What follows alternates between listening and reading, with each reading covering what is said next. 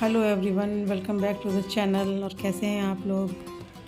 और ये है सुबह सुबह मॉर्निंग की क्लिप। और पहले मैं काउंटर टॉप खाली कर रही हूँ। मतलब पहले ये बर्तनों का जो बास्केट है पूरा से खाली करूँगी, बर्तन जगह पे लगाऊंगी, जिससे ना उधर का काउंटर टॉप थोड़ा खाली हो जाएगा तो मुझे थोड़ा स्पेस मिलेगा।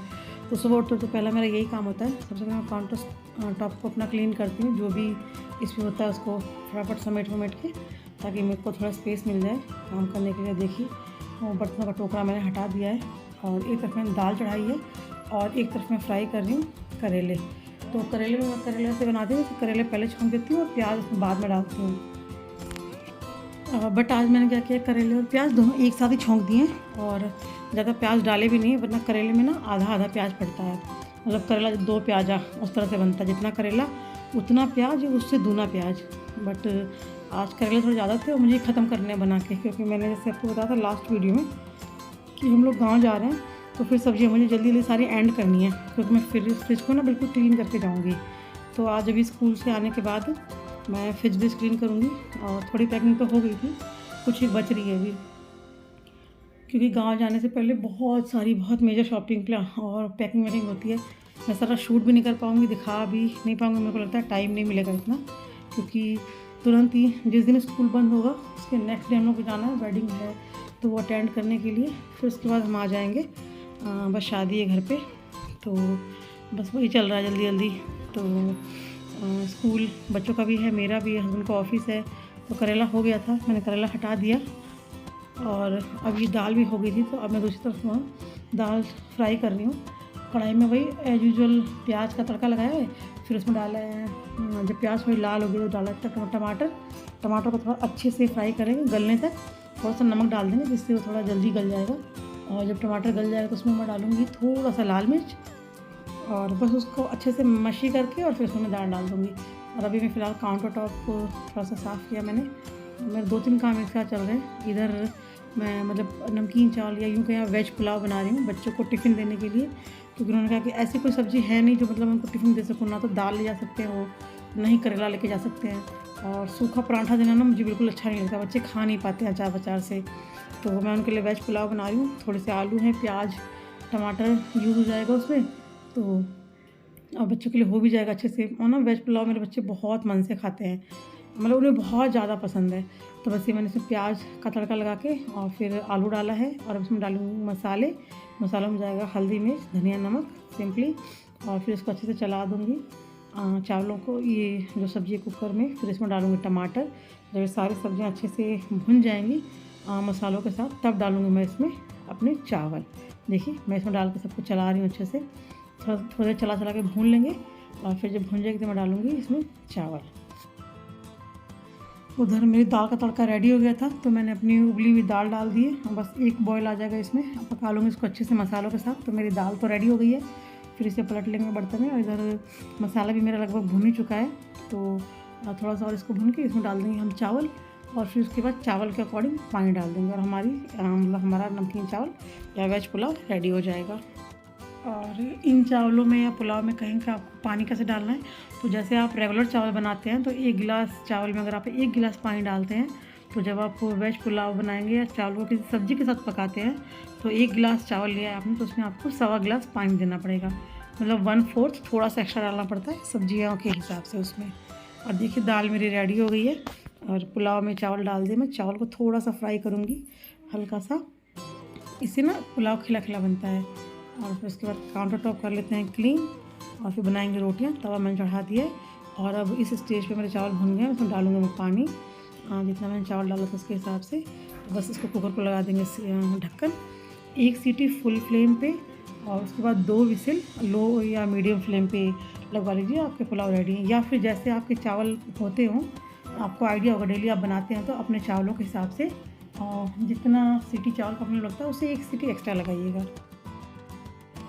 और फिर स्कूल जाने के बाद स्कूल चले गए हम सब लोग। और फिर उसके बाद आए, फिर उसके बाद शॉपिंग पैकिंग इन सब में मुझे टाइम नहीं मिला। हम लोग मतलब निकल गए घर के लिए। और मुझे फिर जाके मतलब टाइम मिला या ध्यान आया वीडियो बनाने का, जब हम लगभग आगरा पहुंचने वाले थे। हम लोग बाई रोड गए थे घर। हम लोग कोविड के बाद से हम लोग बाई रोड ही जाते हैं, बाई ट्रेन बहुत कम प्रेफर करते हैं। तो हम लोग बाई रोड गए थे और फिर लगभग जब आगरा पहुँचे मैं इतना थक गई थी कि मैं गाड़ी में सो भी गई थी।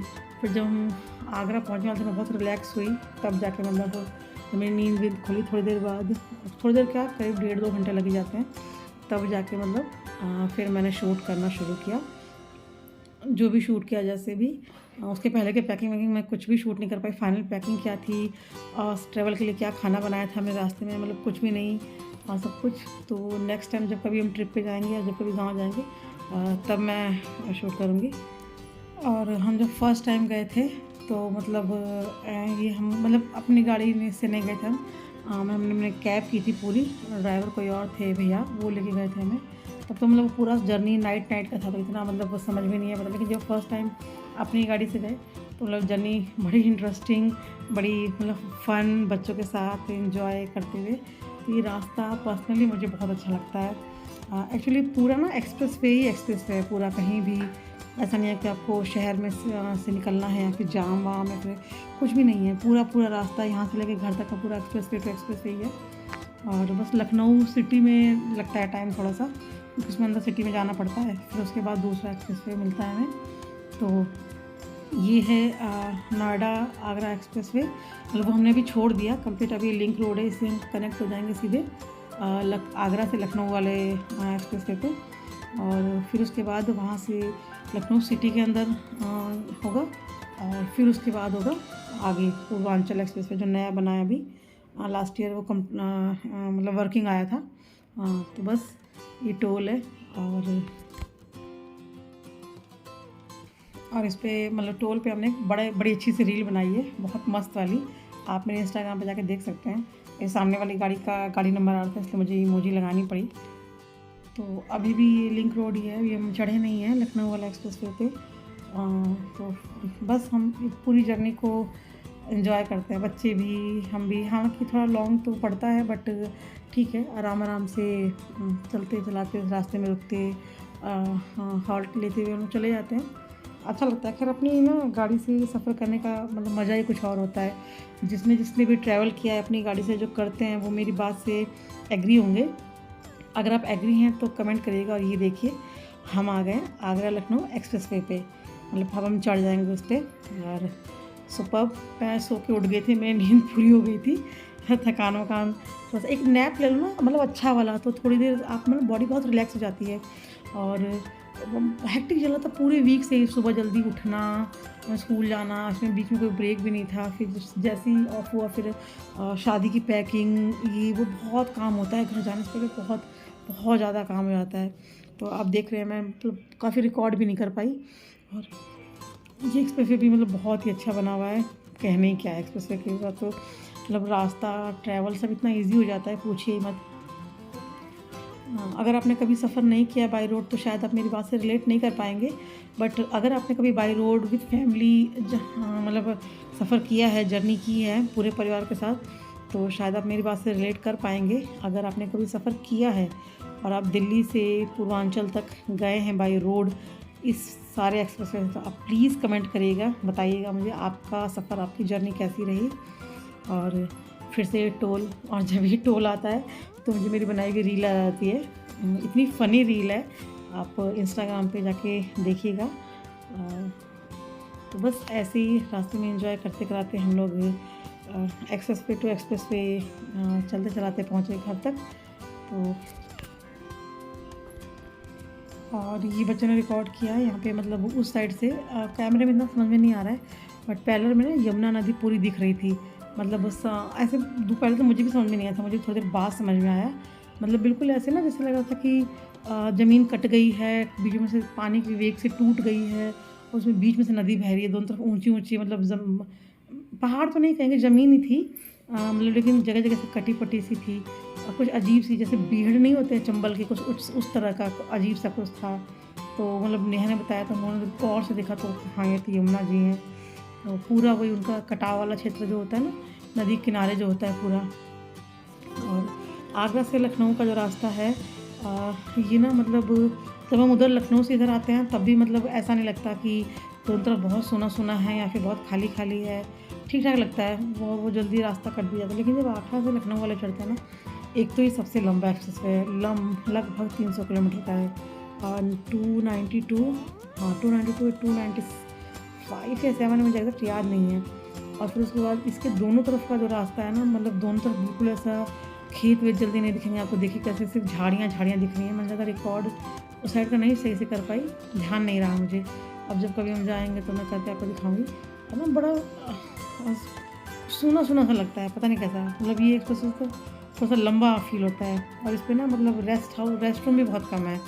2 रेस्ट रूम है इस पर बस। 100 किलोमीटर पे एक आता है, फिर 200 पे एक आता है बस। फिर उसके बाद जैसे आपका 300 कंप्लीट होने वाला होता है, फिर आपको आगरा में एंटर कर जाते हैं, सॉरी लखनऊ में एंटर कर जाते हैं। तो लमसम 100 किलोमीटर गाड़ी चलने के बाद ही आपको एक रेस्ट मिलेगा, और उससे पहले नहीं मिलेगा। तो और एक्सप्रेस वे पे उसके अलावा कोई और साधन भी नहीं होता कि आप कहीं रुक जाए रेस्ट कर लें। और जो आगरा वाला है, नोएडा टू आगरा वाला, उस पर कई जगह है, और मतलब वो है भी छोटा और उस पर पास पे है। तो उस पर थोड़ा ठीक लगता है कि थोड़ी गाड़ी चली, फिर आपने रोक ली, फिर मतलब रेस्ट हो गया, वॉशरूम वगैरह यूज़ कर लिया, चाय वाय पी ली, फ्रेश हो गए। बट कुछ ना फैमिली साथ में होती तो इन्जॉय करते हैं सब। ये देखिए वंशु इन्जॉय कर रहा है बीच में बैठा। नेहा भी अभी जग गई, ये भी सो गई थी, बट अभी ये भी जग गई है। और हस्बैंड तो खैर ड्राइव कर रहे हैं, और इस तरीके के गाने वाने चल रहे हैं। और मैं ना एक्चुअली मैंने उस पर ध्यान नहीं दिया, मोबाइल में प्लेलिस्ट चल रही थी, मतलब गाने चल रहे थे गाड़ी में। तो अब अगर मैं वो वीडियो विद साउंड दिखाऊंगी तो आप जानते ही हैं तुरंत कॉपीराइट आ जाएगा। और ये जो हमारी बातें हैं ना, ये कुछ भी आपको नहीं सुना सकती। मतलब मुझे बिल्कुल भी ध्यान नहीं रहा कि वो गाने बंद करके मतलब अपनी बातें जो भी हम लोग कर रहे हैं एंजॉय, वो मैं रिकॉर्ड करूँ ताकि मैं आपको सुना सकूँ कि मैं कितनी मस्ती की थी। क्योंकि अब अगर मैं ऑन करूँगी साउंड तो तुरंत वो गाने भी साथ में आएंगे। गाने आने का मतलब है कि कॉपीराइट। तो अभी प्रॉब्लम हो गया, मुझे ध्यान ही नहीं रहा। नेक्स्ट टाइम से मैं ध्यान रखूँगी। फिर बस ये आगरा का पहला मतलब रेस्ट हाउस है, और यहाँ हम लोग हमेशा का जब भी आना होता तो रुकना है।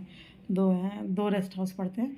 तो सब लोग जाएंगे, फ्रेश होंगे, वॉशरूम वगैरह, फिर उसके बाद चाय वाले चाय पियेंगे, आइसक्रीम वाले आइसक्रीम खाएंगे। सब लोग अपना जिसका जो होगा वो करेगा। तो बस ये चलते हैं ऊपर और फिर करते हैं थोड़ी सी मस्ती। और ये जो विंडो दिख रही है, इस विंडो से बाहर का पूरा व्यू दिखता है। ये आगे साइड वाली विंडो है, इसमें से पार्किंग दिखती है। और अभी जो मैंने आपको पीछे दिखाया वो विंडो बैक साइड में, मतलब उसमें पीछे वाला जो पूरा एरिया है कवर है वो दिखता है। मतलब गाड़ियाँ वाड़ियाँ पार्क रहती हैं जो लंबे टाइम के लिए पार्क है। और ये नहीं यार वंशु मस्ती कर रहे हैं कि फ़ोटो क्लिक हो रही है, तो बस कह रहा सही से पोज दे दीदी। ये सामने दिखा ना, ये है वो एक्सप्रेस वे। और ये चाट एंड चाय वाला ये मतलब ये सामने दिख रहा है आपको, यहाँ पे फिर हम लोगों ने चाय वाय पी थी। और हम लोग जब भी आते हैं तब यहाँ पे जो प्लेस प्रॉपर जहाँ वंश और यहाँ खड़े हैं, इस जगह पे मस्ती वस्ती होती है, बातें होती हैं, थोड़े फ़ोटो शूट होते हैं। और आज तो ना मतलब बहुत थके हुए थे बच्चे, तो इतना ज़्यादा फ़ोटो शूट, पिछली बार हम लोगों ने बहुत अच्छा फ़ोटो शूट किया था यहाँ पे। और ये वंश के पापा आ गए हैं फ्रेश होके, मुँह धो के। और बस इसके बाद हम लोग जाएँगे, चाय वाय लेंगे, जिसको चाय लेनी होगी चाय लेगा, और जिसे कुछ खाना होगा वो खाएगा। ये सब यही पापा बेटा की मस्ती चल रही है। तो बस ऐसे ही हंसते हंसाते सफ़र कट जाता है। वंशु हाय कर रहा है सबको, और चलते हैं कुछ चाय वाय पीते हैं।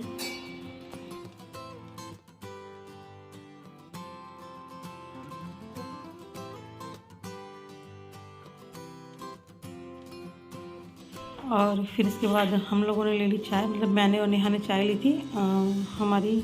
हमने चाय पीनी थी, और हस्बैंड को शुगर फ्री चाय है उनकी, तो वो अभी अलग से बन रही है, वो ऑर्डर कर आए हैं। और फिर उसके बाद वंशु देख रहा था कि मतलब वंश मतलब सबने, हस्बैंड ने बोला कि सब लोग कुछ खा पी रहे हैं तो वंश के लिए कुछ ले आते हैं। तो उसको जो पसंद था, जो मतलब उसको चाहिए था वो नहीं था। तो हस्बैंड गए दोबारा देखने के लिए कि जो उसने ड्रिंक बोली वो मिल जाती है तो ले आते, वो भी पी लेगा अपना। बट मिली नहीं थी उसकी वाली, उसको ना एक्चुअली वो फ्रूटी पीता है, फ्रूटी अवेलेबल नहीं थी वहाँ पे।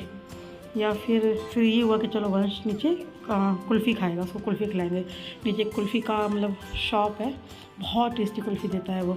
हम लोग हर बार वहाँ से लेते हैं, लेकिन अभी इस बार चाय पी ली तो हम नहीं लेंगे कुल्फ़ी, वंश को दिलाएंगे जो उसे पसंद होगा। तो बस चाय वाय पीते बातें करते थोड़ा सा खुद को भी रिलैक्स किया। और मतलब थोड़ा सा थोड़ी देर आप उतर के चल लो ना, मतलब थोड़ा टहल लो, चल लो, गाड़ी से निकल के थोड़ा बॉडी रिलैक्स हो जाती है। वॉशरूम वगैरह जाओ, मुँह धो जाओ, चाय वाय पी लो, रिफ्रेशमेंट हो जाता है पूरा अच्छा खासा। तो बस ये हमने चाय वाय फिनिश कर दी अपनी। अब हम जा रहे हैं नीचे। वहाँ हम वंश को मतलब वंश लेगा अपनी आइसक्रीम, फिर उसके बाद हम दोबारा से चलेंगे, स्टार्ट करेंगे अपनी जर्नी।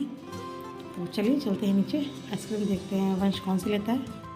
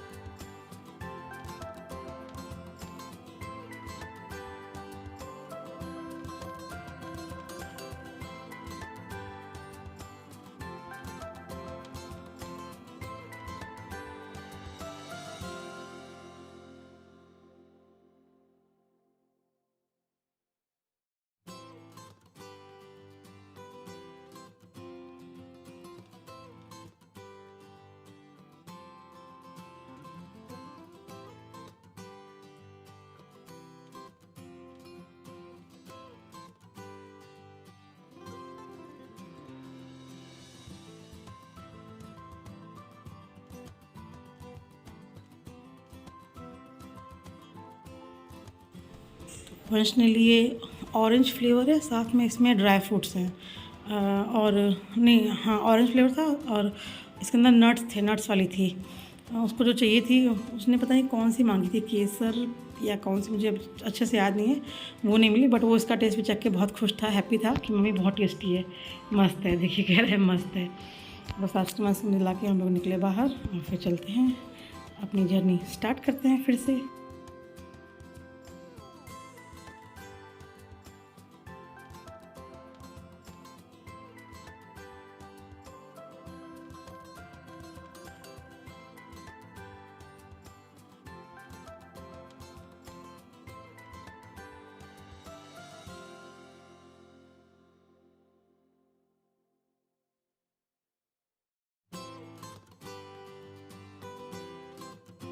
और ये देखिए, जब भी हम लॉन्ग जर्नी में जाते हैं तो पूरा यहाँ पे इस तरह से अच्छे से कंफर्टेबली बच्चों को गद्दा वद्दा बिछा देते हैं अच्छे से, ताकि वो प्रॉपर तरीके से अगर उनको नींद नहीं आए तो वो लेट लें, पैर वैर फैला लें, होल्ड करके आराम से बैठ जाएँ। नीचे भी सामान था ना, तो वो पैर वैर रख के भी आराम से बैठ सकते हैं, ऐसा कुछ वैसा सामान नहीं था जो मतलब नहीं, तो बच्चे पूरा प्रॉपर तरीके से बैठते हैं। ये बाहर का व्यू है उसका, जो रेस्ट रूम है उसका, और ये कोई बस आके रुकी हुई थी। तो वंश ने आइसक्रीम खा ली, उसके हाथ स्टिकी हो रहे थे, तो हैंड वॉश करवाया मैंने उसको, और फिर उसके बाद हम लोग बैठे और चले अपने डेस्टिनेशन के लिए। चलिए चलते हैं फिर आगे। और बच्चे गाड़ी में बिल्कुल कंफर्टेबल होके, मतलब सैंडल वैंडल जो भी पहना होता है स्लीपर पे खोल के आराम से बैठते हैं, बिल्कुल रिलैक्स होके एकदम। हाँ, इससे क्या ना बहुत हेक्टिक नहीं होता उनके लिए भी, क्योंकि बच्चे छोटे हैं, छोटे बच्चों के लिए इतना लंबा सफ़र थोड़ा तो हो जाता है हेक्टिक। बड़े तो हैं तो हम तो एडजस्ट कर लेते हैं किसी भी तरह से, हमें तो हैबिट हो जाती है। जब आप बड़े हो जाते हैं, ग्रो हो जाते हैं, जॉब करने लग जाते हैं, तो आप काफ़ी चीज़ें एडजस्ट करने लग जाते हैं। बट बच्चे भी छोटे हैं ना, तो उन्हें थोड़ा सा पैम्पर भी करना पड़ता है, थोड़ा प्यार भी करना पड़ता है। ये देखिए नाइट हो गई है और हम लोग लगभग लखनऊ पहुंचने वाले हैं, थोड़ी बहुत देर में पहुंच जाएंगे। एक्चुअली लखनऊ ना एक्सप्रेस वे से उतरने के बाद भी लखनऊ में जहां हमें जाना था, जो हमारा डिज़ायर प्लेस था, जिस जगह पे हमें जाना था, वहाँ जाने में हमें 1 घंटा लगा, क्योंकि लखनऊ अंदर जाने में, क्रॉस करने में वगैरह आपको पूरा घूमना है तो 1.5-2 घंटे लग जाते हैं। अगर लखनऊ के इस छोर से उस छोर जाना तो भी आपको 1 घंटा तो आराम से लग जाता है। तो 1 घंटा हमें लग गया था। इसके बाद लखनऊ पहुंच के हम लोगों ने, नाइट हो गई थी तो आगे का सफ़र हमने कंटिन्यू नहीं किया, हमने मतलब लखनऊ में स्टे किया। फिर नेक्स्ट मॉर्निंग उठ के अच्छे से फ्रेश होके फिर हम पहुंचे, फिर हमने अपना नेक्स्ट जो था वो भी स्टार्ट किया, क्योंकि लेट नाइट इतना ट्रैवल करना ठीक भी नहीं है, बच्चे भी ज़्यादा थक गए थे, तो हम लोग रुक गए थे लखनऊ में। भाई रहते हैं, बहुत सारे रिलेटिव्स रहते हैं, ऐसा कुछ नहीं है। तो फिर बस आज के ब्लॉग में इतना ही, फिर आपसे मिलती हूँ नेक्स्ट ब्लॉग में, तब बताती हूँ कि हमारा लखनऊ में रहने का, रुकने का, नेक्स्ट डे का सफ़र कैसा रहा। Thanks for watching. अगर कुछ भी अच्छा लगा हो तो लाइक कीजिए, शेयर कीजिए, सब्सक्राइब कीजिए और बने रहिए मेरे साथ। Bye bye.